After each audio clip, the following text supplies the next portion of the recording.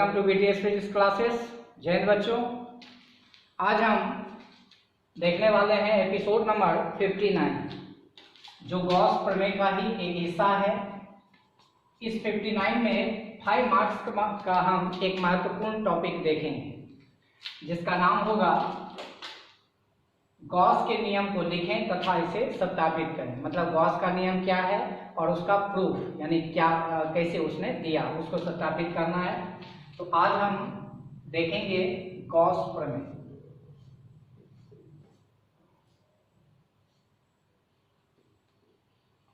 Gauss theorem.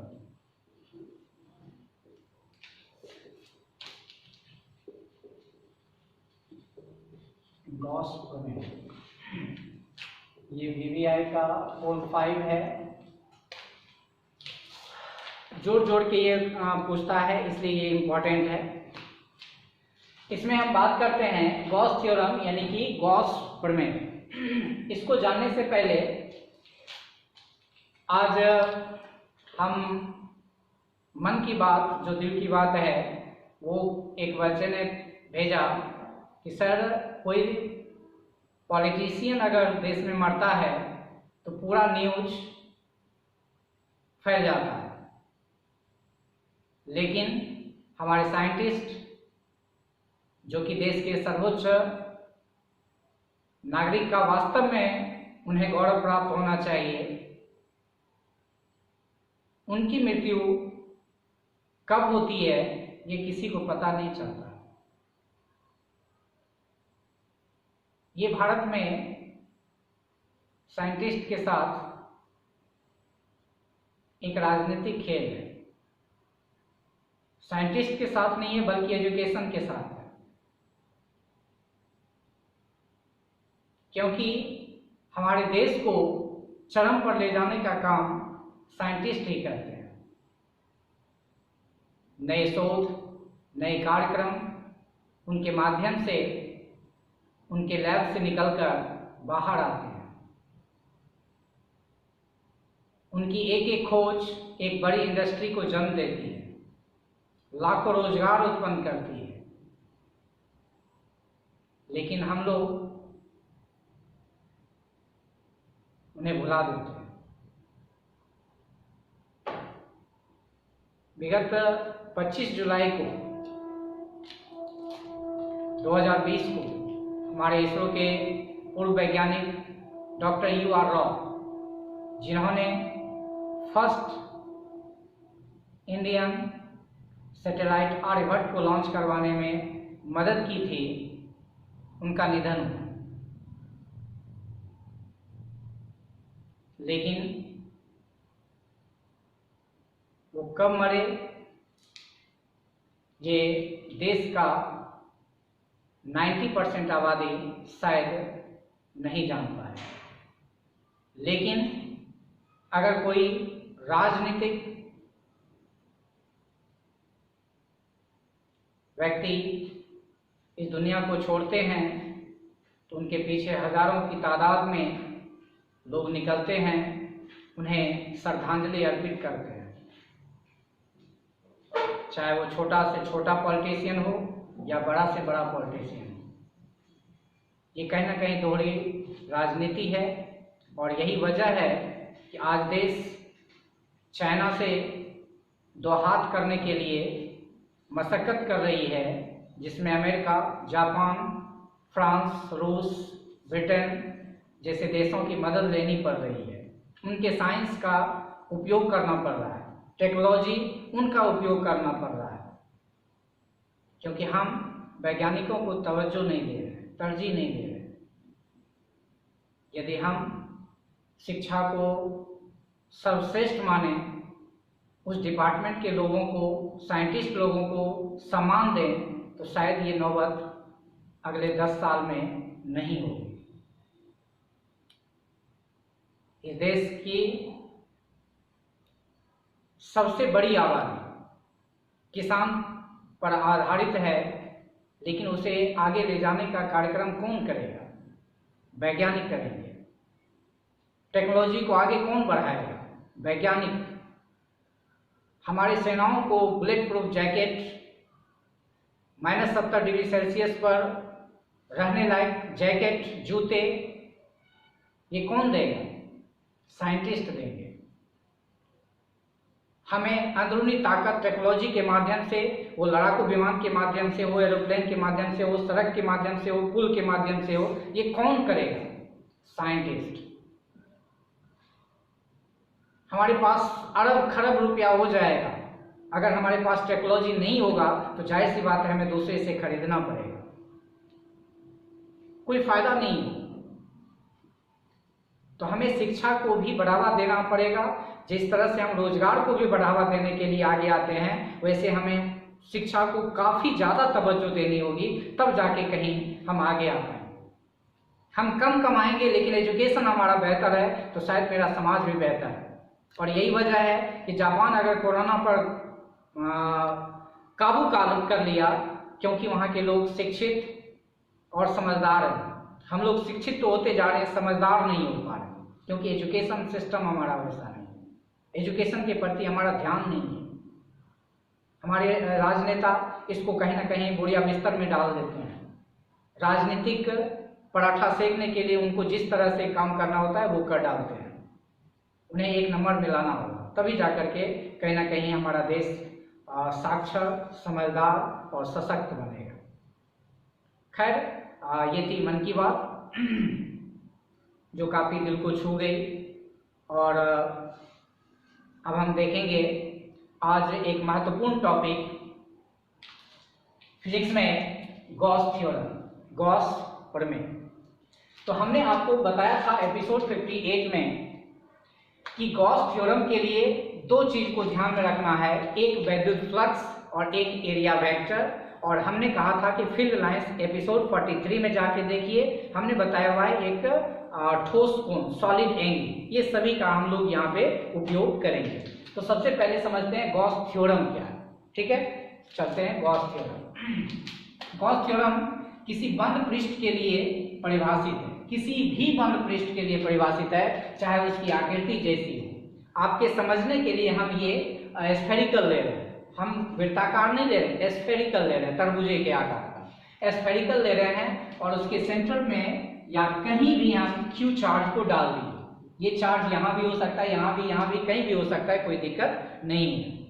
तो ये Q charge अगर यहाँ है तो इस बंद सतह से, क्लोज्ड सरफेस से कितना बल रेखा बाहर निकलेगा, इसे गॉस साहब ने एक रूल दिया कि किसी बंद पृष्ठ से, दैट मीन्स इसको हम बंद पृष्ठ बोल रहे हैं, क्या बोल रहे हैं?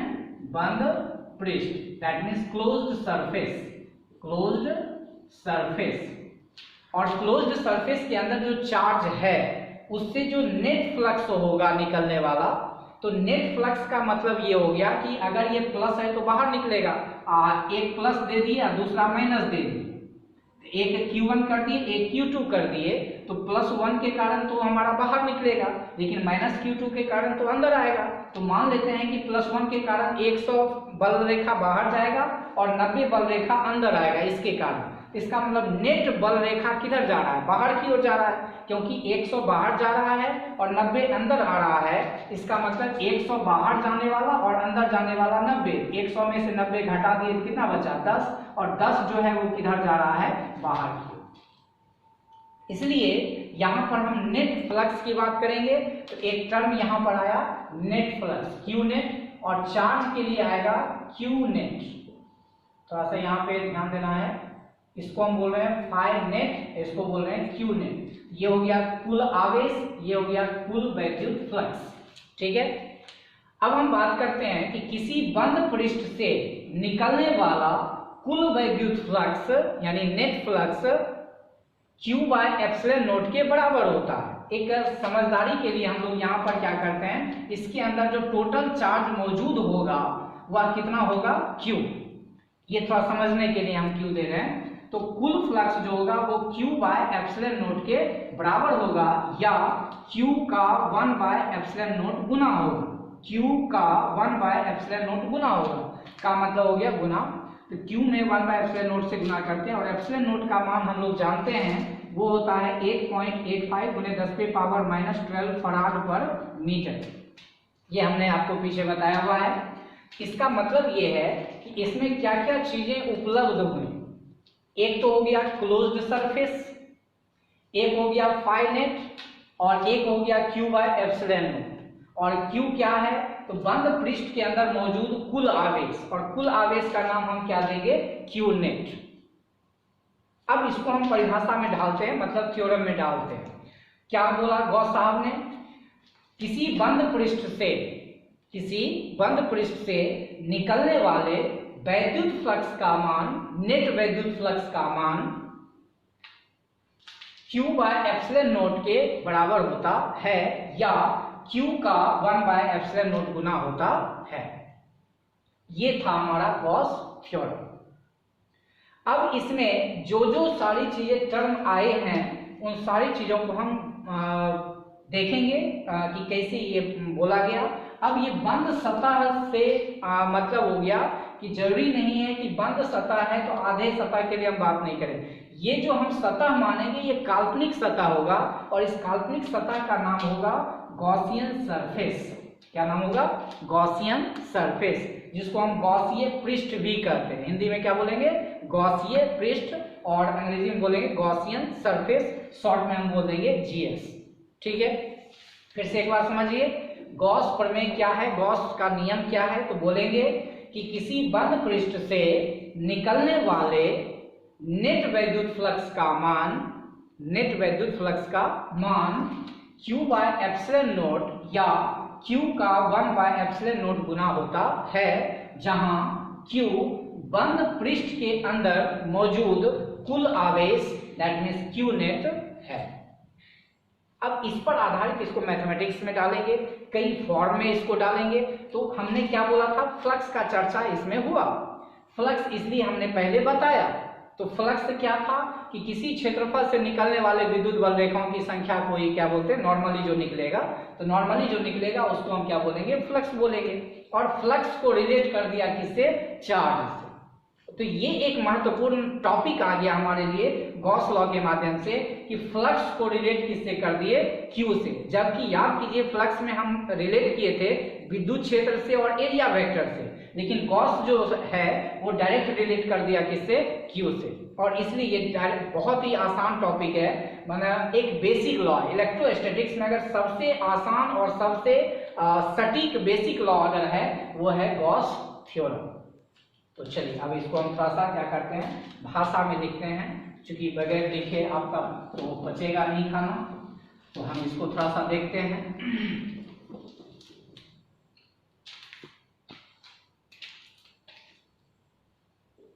किसी बंद पृष्ठ से निकलने वाला नेट वैद्युत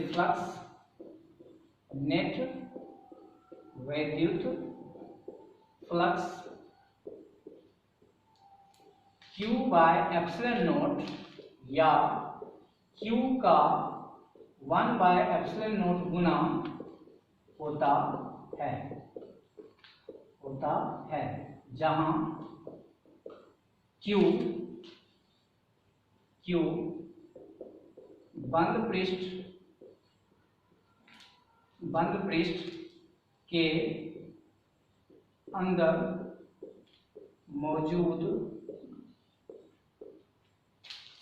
अंदर मौजूद कुल आवेश है। इसको थोड़ा मैथमेटिकली डालते हैं। मैथमेटिकली डालने के बाद इससे कोई न्यूमेरिकल भी आपका बनेगा, दैट इज फाई नेट यानी नेट फ्लक्स Q नेट बटा एप्सिलॉन नॉट। इसको हम ऐसे भी बोलते हैं Q बाय एप्सिलॉन नॉट। पहले ये लिख देते हैं Q बाय एप्सिलॉन नॉट। तो Q क्या बोल रहा था कि बंद पृष्ठ के अंदर मौजूद आवेश, तो Q इनक्लोज्ड भी इसको बोल सकते हैं, Q इनक्लोज्ड। ठीक है, इसको हम शॉर्ट हैंड में बोल सकते हैं Q नेट बटा एप्सिलॉन नॉट। ठीक है, और इसको हम ऐसे भी बोल सकते हैं sigma Q by epsilon not. ये सारा का सारा डाटा आप दिमाग में घुमा लीजिए कि ये क्या है। तो किसी बंद पृष्ठ के अंदर एक ही आवेश तो नहीं होगा, 2 भी हो सकता है, 3 भी हो सकता है, 4 भी हो सकता है, 10 भी हो सकता है। तो पॉइंट चार्ज अगर है तो इस तरह से हम बात कर लेते हैं। तो कहता है कि हमारा आवेश बंद पृष्ठ के अंदर तो सतत भी हो सकता है, असतत भी हो सकता है। ये जो फॉर्मूला हमारा है, ये नोनो टाइप का फॉर्मूला है, ये बंद पृष्ठ के अंदर मौजूद बिंदु आवेश के लिए, पॉइंट चार्जेज के लिए। तो एक चार्ज होगा, 2 चार्ज होगा, जो भी होगा उसको हम लिखेंगे। तो सिग्मा क्यू का मतलब है कि सभी का योग। ठीक है, अब आते हैं इसको हम क्या करते हैं, सतत अगर रहेगा तो क्या करेंगे, तो ऑल्सो इसको हम ऐसे लिखते हैं, क्लोज इंटीग्रेशन। ठीक है, close integration E vector dot D A vector. अब थोड़ा सा ये ध्यान देना है हम क्या बोल रहे हैं। ये हमारा फ्लक्स है, छोटे से एरिया से निकलने वाले फ्लक्स को हम d5 बोलते हैं और उसमें हम क्लोज इंटीग्रेशन कर देते हैं। तो क्लोज इंटीग्रेशन का मतलब बंद पृष्ठ का जब चर्चा चलेगा तो उसका, इसलिए कि जैसे हम तरबूजा का बात करते हैं, आप एपिसोड नंबर 40 में 43 में जाकर के देखिएगा, हमने ठोस कोण बताते हुए वक्त बताया था कि अब जब तरबूजा आप लेते हैं तो उसको जब आप काटते हैं तो ऊपर वाला एक छोटा सा क्षेत्रफल आता है, वो क्षेत्रफल कुछ कोण बनाता है और वो हमारा ठोस कोण होता है, सॉलिड एंगल होता है। तो छोटा सा क्षेत्रफल है, तो केंद्र पर अगर कुछ आवेश हम रख देंगे तो उससे कुछ फ्लक्स निकलेगा, तो वही फ्लक्स हमारा हो गया छोटा सा फ्लक्स d5। और वैसा वैसा d5 ढेर सारा होगा, उस सभी को जब हम इंटीग्रेट कर देंगे, जोड़ देंगे, तो टोटल क्षेत्रफल से निकलने वाला क्या हो जाएगा, फ्लक्स। ठीक है, तो हम क्लोज इंटीग्रेशन का मतलब हो गया पूरे बंद पृष्ठ के लिए, चूंकि हमारा गॉस लॉ जो है वह किसके लिए लागू हो रहा है, बंद पृष्ठ के लिए। तो बंद पृष्ठ के लिए हम लोग, ये तो सिंपल इंटीग्रेशन है और इसको बोलते हैं क्लोज इंटीग्रेशन। इसको क्या पढ़ेंगे, क्लोज इंटीग्रेशन। ठीक है, close integration E vector dot D A vector, ये हो गया हमारा। अब दिस इक्वल टू हम इसको लिख सकते हैं क्यू इनक्लोज्ड बटा एप्सिलॉन। इस फॉर्मूला को भी आपको क्या करना है, याद रखना है। आई एन का मतलब हो गया इनक्लोज। अब यहाँ पर इस फॉर्मूला से आपका ढेर सारा न्यूमेरिकल भी आप एनसीईआरटी का बना सकते हैं, लेकिन ये तो हो गया कि गॉस लॉ है क्या। अब इसमें जुड़ा हुआ पूछता है कि इसका प्रूफ, यानी इसको सत्यापित कीजिए, जो ये बोला गया ये सही है या गलत है। ठीक है, तो हम एक चार्ज के लिए अगर प्रूफ कर दें तो सभी चार्ज के लिए ऑटोमेटिक हो जाए। ठीक है, तो पहले आप इसको प्रिंट कीजिए, स्क्रीनशॉट लीजिए।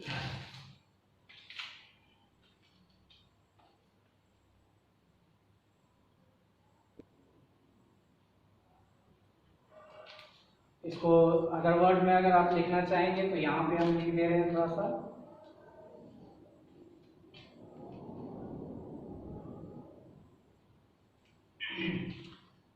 The net flux through any closed surface is equal to q upon epsilon naught, where q is the net charge enclosed by closed surface। Formula तो दोनों के लिए सेम हो जाएगा। अब ये सवाल जब आप बनाएंगे तो इससे पे आधारित हम न्यूमेरिकल जब बताएंगे आपको अगले एपिसोड में, तो देखिएगा ढेर सारा न्यूमेरिकल आपका इससे बन जाएगा। 2-4 सवाल देखेंगे तो 60 में हम एनसीईआरटी से जुड़ा हुआ सवाल देख लेंगे। उसके बाद देखेंगे गॉस लॉ का एप्लीकेशन क्या, ये गॉस लॉ में यूज करते वक्त किस चीज़ का सावधानी बरतना पड़ता है। तो आप इसको आई होप कि लिख लिए होंगे। अब हम देखेंगे प्रूफ, इसका प्रूफ कैसे होता है, इसको सत्यापित कैसे करते हैं। इसको हम मिटा रहे हैं।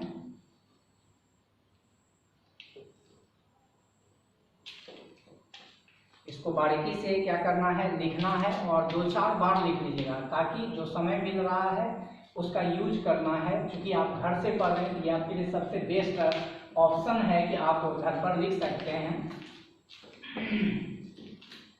समय आपका आने जाने का बचत हो रहा है, इस चीज का फायदा उठाइए। चलिए प्रूफ देखते हैं।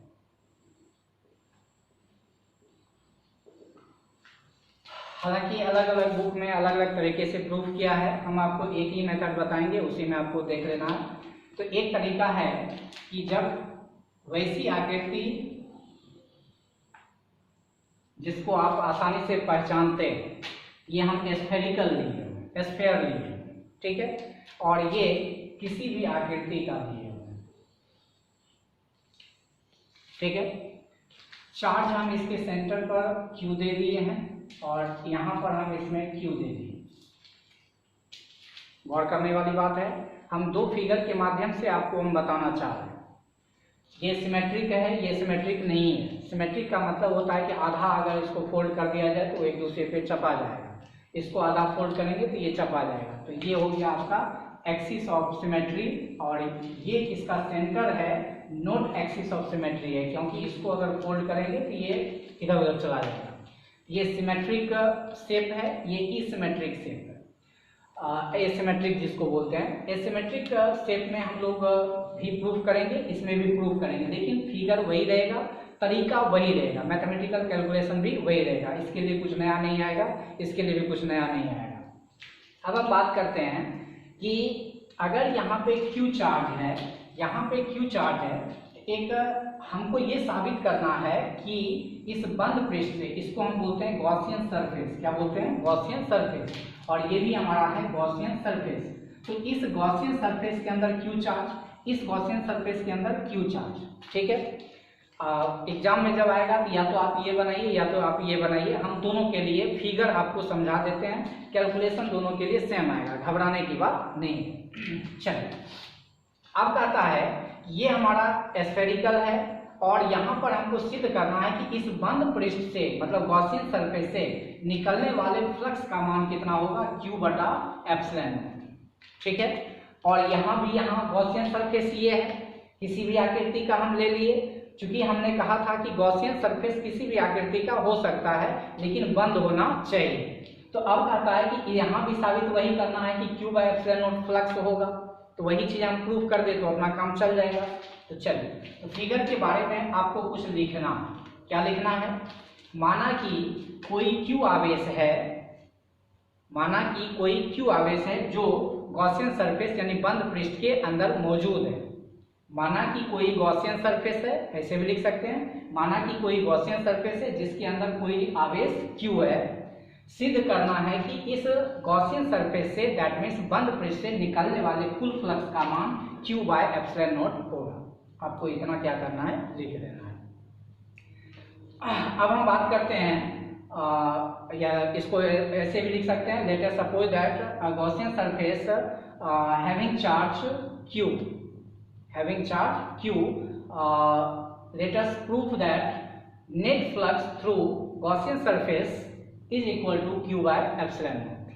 मतलब हमको सिद्ध करना है कि इस गॉसियन सरफेस से निकलने वाले कुल फ्लक्स का मान, नेट फ्लक्स का मान Q by epsilon naught होगा, ठीक है। चलिए, अब इसको लिखने के बाद आपको क्या करना है, सबसे पहले आप ये समझिए आप प्रूफ कैसे कीजिएगा। तो प्रूफ करने के लिए हमको कुछ कंस्ट्रक्शन करना पड़ेगा। तो क्या कंस्ट्रक्शन करना पड़ेगा, इसमें एक छोटा सा हम एरिया कट करेंगे, एक छोटा सा एरिया कट किए और ये छोटा सा एरिया यहाँ पर कुछ कोण बनाएगा, ठीक है, जिसका नाम होगा डी ओमेगा। इसका नाम क्या होगा, डी ओमेगा। और यहाँ पर आप क्या कीजिए, एक यहाँ पर एरिया कट कीजिए, तो ये एरिया भी आपका यहाँ पर कुछ एंगल बनाएगा और इसका भी नाम क्या हो जाएगा, डी ओमेगा, ठीक है। मान लेते हैं कि एरिया वेक्टर आपका डी ए वेक्टर ये है और ये विद्युत क्षेत्र है ई वेक्टर, और दोनों के बीच का एंगल क्या है, थीटा। और यहाँ पर हम क्या करते हैं, ए वेक्टर और संयोग से यहाँ पर, सॉरी, ये पहले ई वेक्टर दिखाते हैं और यहाँ भी मान लेते हैं कि यहाँ पर हमारा डी ए वेक्टर है और दोनों के बीच का एंगल क्या है, थीटा। हालांकि यहाँ पर थीटा हो जाएगा 0 डिग्री, ठीक है, क्योंकि हमारा यहाँ पे सरफेस जो है वो क्या है, सिमेट्रिक है, तो यहाँ पर एरिया वेक्टर भी हमारा बाहर की ओर होगा, फील्ड भी हमारा बाहर की ओर होगा, दोनों के बीच कितना हो जाएगा, 0 डिग्री। लेकिन यहाँ पर हमारा पता नहीं है कि ये कितना होगा। ठीक है, अब हम यहाँ थीटा मान के चलते हैं। ठीक है, चलिए, तो आप यहाँ पर थोड़ा सा दोनों में समझिए कि हम ऐसा क्यों कर रहे हैं। ये एरिया जो केंद्र पर कोण बनाएगा उसका नाम होगा डी ओमेगा, इसका यूज हम करेंगे डी ओमेगा। डी ओमेगा का मतलब हो गया कि जैसे हम बोलते थे ठोस कोण के बारे में कि किसी सतह के द्वारा केंद्र पर बनाया गया कोण ठोस कोण कहलाता है। तो वो जो तरबूजा हम काटते थे टेस्ट करने के लिए, आप एपिसोड 43 में लास्ट में हम बताए हुए हैं कि अगर तरबूजा काट करके चेक करते हैं तो उसके सतह के द्वारा जो केंद्र पर कोण बनता है वो ठोस कोण है, तो वो डी ओमेगा हो गया। पूरा बंद पृष्ठ के अंदर जो कोण बनता है उसको हम बोलते हैं 4 पाई। कितना होता है, 4 पाई। स्टेरेडियन बोल दीजिए, रेडियन बोल दीजिए, दोनों बराबर ही हो जाता है। अब हम देखते हैं कि फिगर जो हमको बनाना था बना दिए। अब कहता है कि अगर यहाँ Q चार्ज है तो ये कुछ दूरी होगा, यहाँ फील्ड भी होगा, यहाँ पर जो फील्ड होगा E बराबर कितना होगा, 1/4 पाई एप्सिलॉन नॉट Q बटा R square, 1/4 pi epsilon naught Q बटा R स्क्वायर। यहाँ भी अगर आपसे पूछा जाएगा कि फील्ड कितना होगा, यहाँ पर जो फील्ड हो जाएगा E बराबर 1/4 पाई एप्सिलॉन नॉट Q बटा R स्क्वायर, क्योंकि हम दूरी यहाँ से क्या मान रहे हैं, R। ये चीज ध्यान देना है।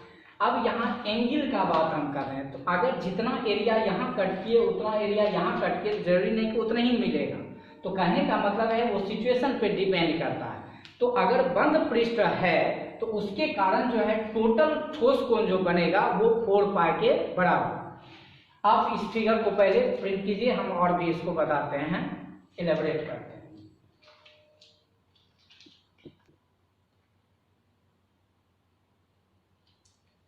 फिगर को जब आप प्रिंट करेंगे तो आपको नजर आ रहा है कि एक एलिमेंट्री एरिया कट किए हैं डी ए, ये आपका एलिमेंट्री एरिया है कि डी ए, और ये छोटा सा ठोस कोण है डी ओमेगा। और डी ओमेगा क्यों ले रहे हैं ये हम आपको पहले भी बता चुके हैं, हम फिर से एक बार चाहेंगे कि आपको बता दें ताकि जो नए व्यूअर हैं उनको दिक्कत ना हो। जैसे ये हम बोल रहे हैं कि ये जैसे आप कहीं भुंजा वाले के यहाँ जाते हैं तो ये आपका जो होता है इस तरह से क्या करता है, आपको बनाता है ठोंगा और इसको जो है मोड़ करके इसमें डाल देता है। मतलब यहाँ पे भेलपूरी जब खाते हैं तो इसी तरह का रहता है। तो ये जो एरिया आपका, ये तो ऐसे काट देते हैं, तो ये जो एरिया आपका हो रहा है ये आपका छोटा सा क्षेत्रफल है। आप देखिए यहाँ पर ये कुछ कोण बन रहा है, ये इस तरह से कोण बन रहा है, वही कोण हमारा होता है ठोस कोण डी ओमेगा। अब हम किसी मतलब तरबूजे के लिए बात करते हैं तो बंद पृष्ठ के लिए कुल जो होता है वो होता है 4 पाई। तो हम थोड़ा सा आपको फिर से बता दें कि एक एलिमेंट हमने कट किया, हम कंस्ट्रक्शन में लिख सकते हैं कि एक छोटा सा एरिया डी ए कट किया जो केंद्र से, दैट मीन्स आवेश से r दूरी पर मौजूद है। ये इसमें भी वही हाल है, दोनों के बीच का एंगल मतलब विद्युत क्षेत्र और क्षेत्र सदिश के बीच का कोण क्या है, थीटा। इसमें भी थीटा मान ली, इसमें भी थीटा मान ली। चलिए अब हम क्या करते हैं, दोनों फिगर को आप बनाइएगा और यहाँ पे फील्ड का मान कितना है, 1/4 पाई एप्सिलॉन नॉट Q बटा R स्क्वायर। ये ध्यान रखना है कि हम यहाँ पर क्या करते हैं कि आपको सारा चीज लिख देंगे, तो हम पूरा लिखेंगे नहीं, आपको लिख लेना है। ये चीज ध्यान में रखना है कि जितना हमने पहले बोला वो तो लिखना ही है, और जो कंस्ट्रक्शन किए वो भी लिख देना है कि माना कि एक छोटा सा क्षेत्र सदिश डी ए वेक्टर कट किया जो आवेश Q से R दूरी पर उपलब्ध है, डी ए वेक्टर विद्युत क्षेत्र E वेक्टर से थीटा कोण पर मौजूद है, और डी ए पॉइंट पर, बिंदु पर विद्युत क्षेत्र हमारा E बराबर 1/4 पाई एप्सिलॉन नॉट Q बटा R स्क्वायर है। कोई ये वाला बनाते हैं तो भी वही लिखना है, कोई ये वाला बनाते हैं तो भी यही लिखना है। ठीक है, तो फिगर पहले आप प्रिंट कीजिए। आई होप कि आप फिगर प्रिंट कर चुके होंगे। अब देखते हैं इसका मैथमेटिकल कैलकुलेशन। मैथमेटिकल कैलकुलेशन कैसे करेंगे, हमको तो सीधे क्या करना है, याद कीजिए, फाई बराबर Q बटा एप्सिलॉन नॉट। इसका मतलब फ्लक्स का सहारा हमको लेना पड़ेगा, तो फ्लक्स तो हम पीछे पढ़ चुके हैं, तो हम लिखेंगे we know that D phi बराबर होता है E vector dot D A vector, ठीक है। छोटा सा एलिमेंट से जो फ्लक्स निकलेगा उसका नाम क्या होगा, डी फाई, और दिस इक्वल टू इतना होता है, हमने फ्लक्स में भी पढ़ा हुआ है। अब कहता है अगर हमको फाई नेट निकालना है, ठीक है, फाई नेट निकालना है, इसका मतलब है कि इंटीग्रेट करना होगा, डी फाई करना होगा, यानी कि डी फाई का इंटीग्रेशन।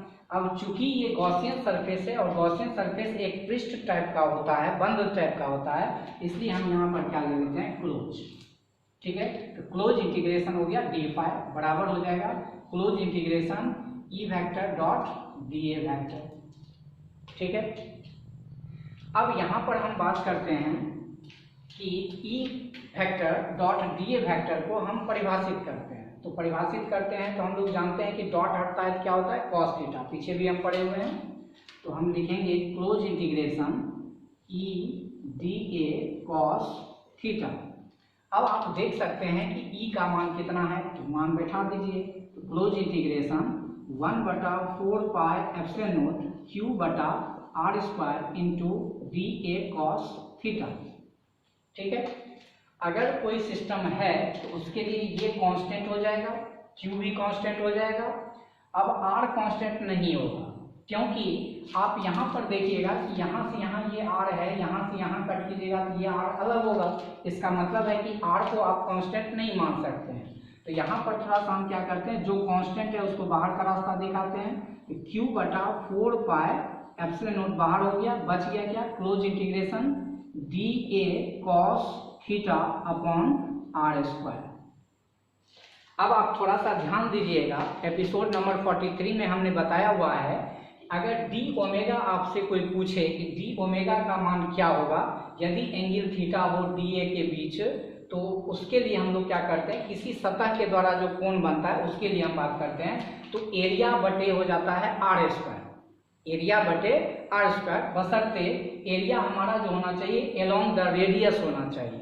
अगर ये उधर झुक गया है इसका मतलब रेडियस के अलोंग तो अब फील्ड है।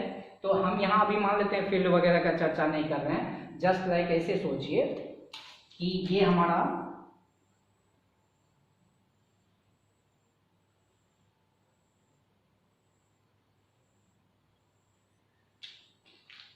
इसको थोड़ा ऐसे बनाते हैं।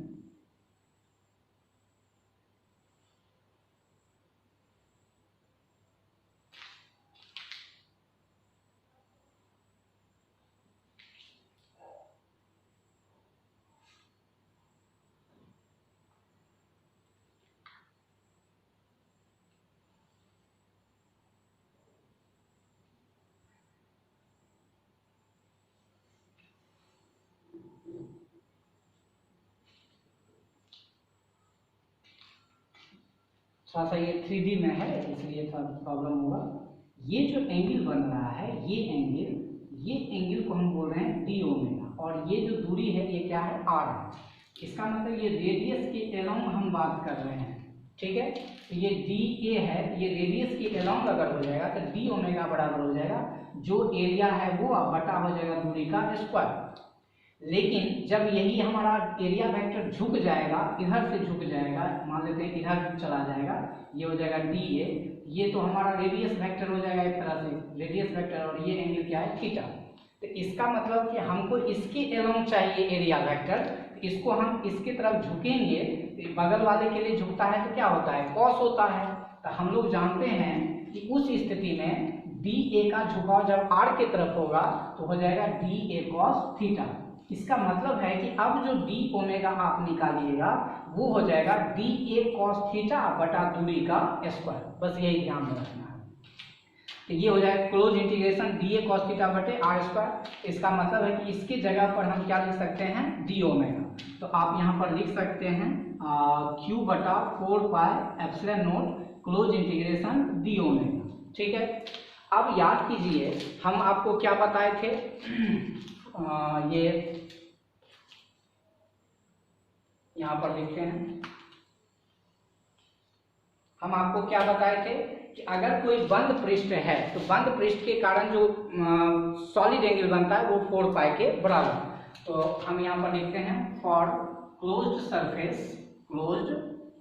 Surface omega is equal to इसको ऐसे लिखते हैं, omega is equal to close integration D omega बराबर क्या हो जाएगा 4 पाई। इसका मतलब है कि हम इसकी जगह पर ओमेगा लिखेंगे और ओमेगा की जगह पर क्या लिख सकते हैं 4 पाई। तो नाउ फाई नेट बराबर क्या हो जाएगा q by 4 pi epsilon naught, q by 4 pi epsilon naught into 4 pi. तो 4 पाई गया, इसलिए फाई नेट बराबर हो जाएगा q बटा एप्सिलॉन नॉट रूट। और इसी को हम दूसरे तरीके से भी लिख सकते हैं। इसी को हम क्या लिखते हैं, LHS के लिए अगर हम बात करते हैं, एक लाइन यहाँ पर जोड़ देते हैं, ऑल्सो करके फाई नेट को हम लोग लिख सकते हैं close integration E vector dot D vector, यानी इंटीग्रल फॉर्म में बराबर हो जाएगा, ये q के जगह पर हो जाएगा q इनक्लोज। जरूरी नहीं कि हम q ही लिखेंगे, q इनक्लोज भी लिख सकते हैं। तो q इनक्लोज बटा एप्सिलॉन, ये भी थोड़ा सा ध्यान रखना है। तो ये आपका बहुत ही VBI है और ये भी आपका VBI है, ठीक है। तो इसको आप प्रिंट कीजिए।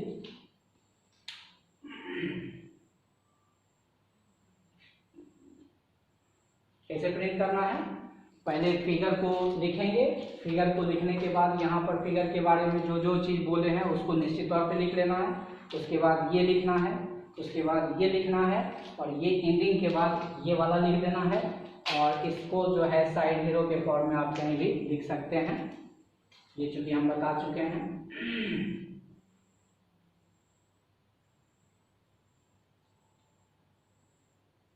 स्क्रीनशॉट लीजिए।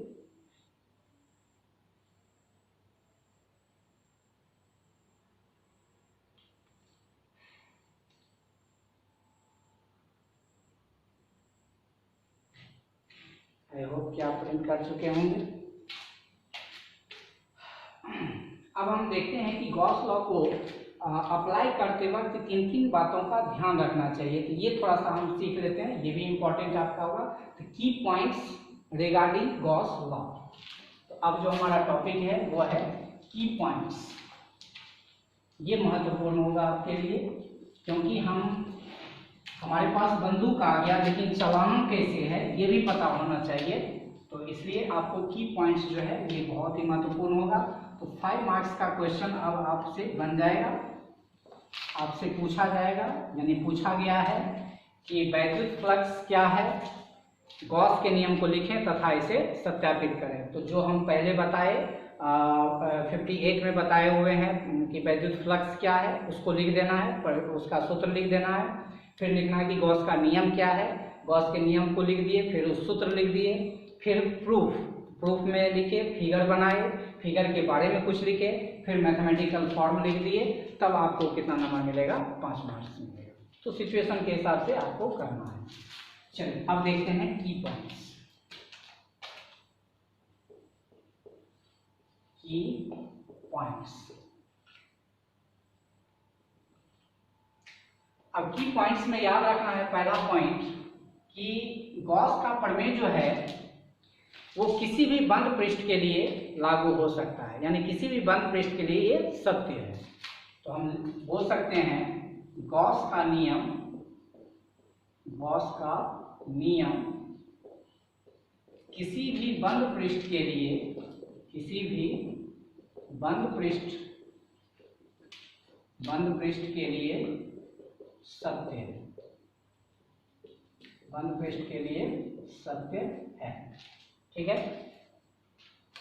दूसरा, आकृति उसका कुछ भी है उससे दिक्कत नहीं है, हाँ, मतलब गॉसियन सरफेस आपका किस आकृति का है उससे बहस नहीं है, ये सबके लिए काम करेगा। गॉस का नियम बंद पृष्ठ की आकृति से स्वतंत्र होता है, ठीक है, independent from shape of the Gaussian surface. तीसरा ये कहता है कि गॉसियन सरफेस के अंदर आवेश का लोकेशन कहाँ है, इस पर गॉस का नियम निर्भर नहीं करता है, मतलब कहीं भी हो सकता है। ठीक है, मतलब बंद पृष्ठ के अंदर, बंद पृष्ठ के अंदर आवेश की स्थिति पर, स्थिति मतलब लोकेशन, स्थिति पर गॉस का नियम निर्भर नहीं करता है। गॉस का नियम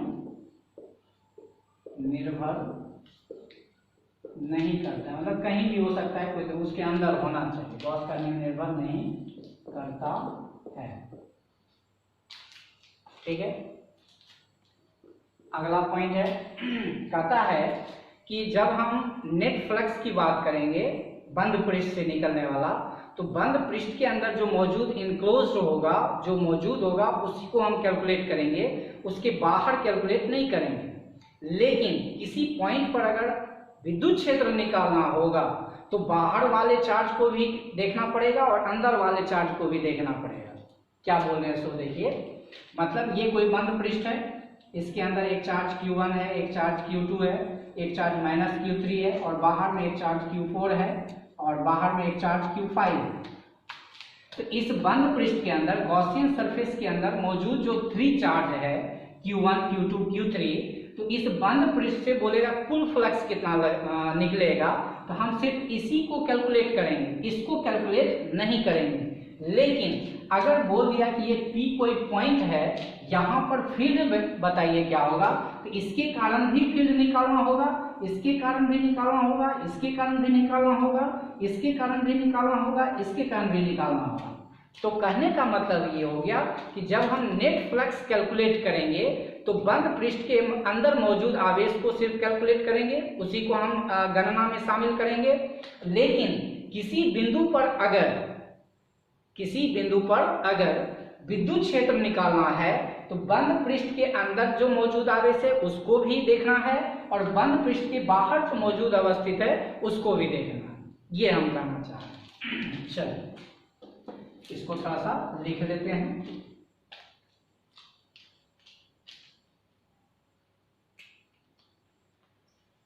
यदि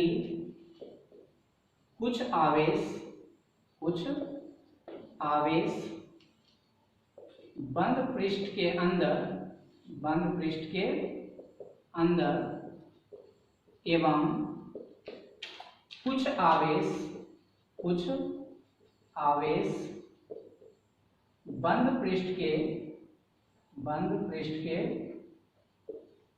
बाहर मौजूद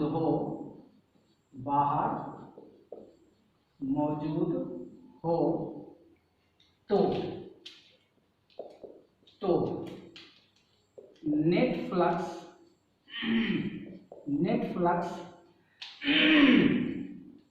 की गणना करते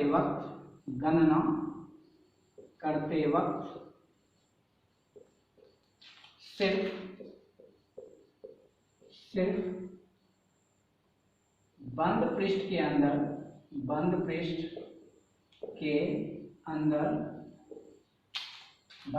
अंदर मौजूद आवेश को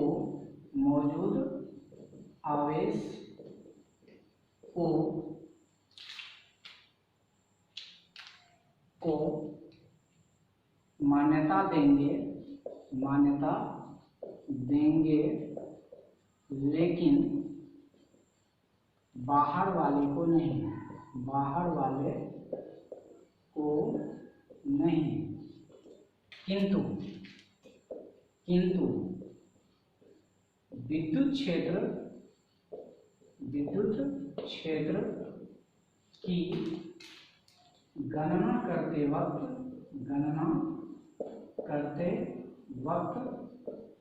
अंदर एवं बाहर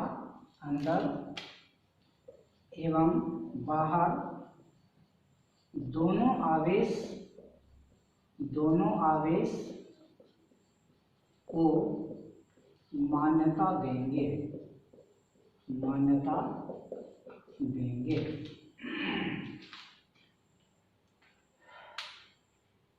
इसको पेन कीजिए।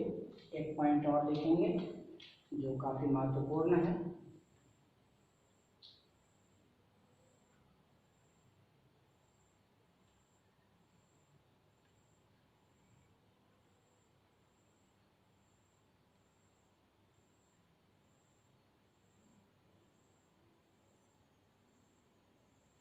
स्क्रीनशॉट लीजिए।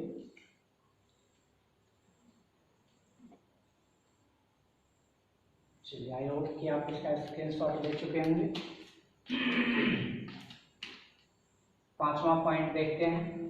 पांचवा पॉइंट गौर से देखिए, इस पे ढेर सारा न्यूमेरिकल आपका बनेगा, एनसीईआरटी का या किसी भी एग्जाम का आपका बनेगा।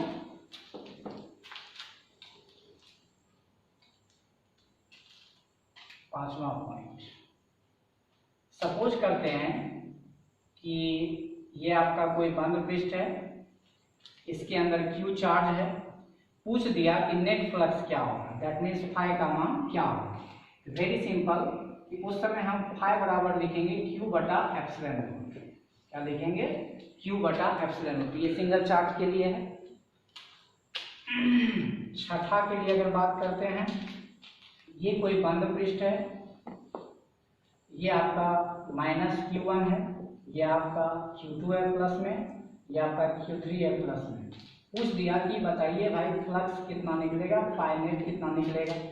तो हम जानते हैं कि प्लस के कारण बाहर निकलता है, माइनस के कारण अंदर आता है, तो फाई नेट पूछेगा।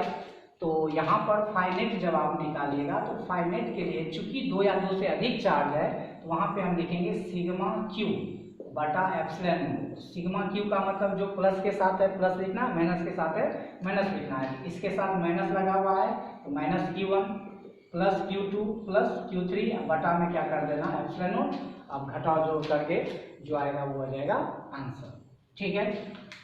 सातवां पॉइंट में अगर बात करते हैं, सपोज करते हैं कि ये हमारा गॉसियन सरफेस है, ये आपका -Q1 है प्लस Q1 है, ये Q2 है, ये -Q3 है, बाहर में Q4 है, बाहर में Q5 है। पूछ दिया फाई नेट बराबर व्हाट। तो यहाँ पर भी आपको फाई नेट बराबर मल्टीपल चार्ज के लिए ये फॉर्मूला यूज करना है, तो सिग्मा Q बटे एप्सिलॉन नॉट। लेकिन याद रहे इससे फ्लक्स पूछा जा रहा है, चूंकि गॉसियन सरफेस ये है, ये भी गॉसियन सरफेस है, ये भी गॉसियन सरफेस है, तो बंद पृष्ठ का मतलब हो गया गॉसियन सरफेस। तो अब यहाँ पर सिग्मा Q निकालते वक्त आपको इसको कैलकुलेट नहीं करना है, आपको सिर्फ इसको कैलकुलेट करना है। तो ये प्लस है तो प्लस Q1 हो गया, प्लस Q2 हो गया, ये माइनस में है तो -Q3 हो गया, बटा में क्या हो जाएगा, एप्सिलॉन।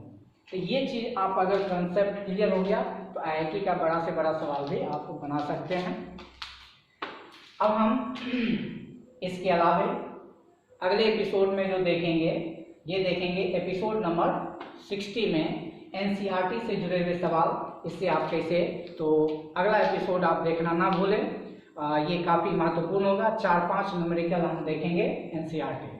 ठीक है, तब तक के लिए जय हिंद, जय भारत।